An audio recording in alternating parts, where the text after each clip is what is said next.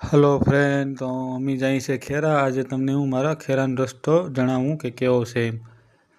સાંજથી બહાર નીકળતા જ આપણે એક શોટ સામે મળી ગઈ. આ છે મારી નિશાળ, આમાં અમે ભણતા. જુઓ તમે, પાટડે જતા અમને માનતા ચડી, તો દોડતા દોડતા મંદિરે જતા હતા સાઉન્ડમાંની. જુઓ તમે, આ દોડતા દોડતા જાય છે મંદિરે સાઉન્ડમાંની. પૂનમ છે તો અમારા અહીંયા પ્રોગ્રામ રાખેલ છે. આ પબ્લિક જોવો અત્યારે પ્રસાદી લેવા આવી છે. પ્રસાદી લઈને પછી સાંજે અમે અહીંયા પ્રોગ્રામ છે અમારા ગામમાં.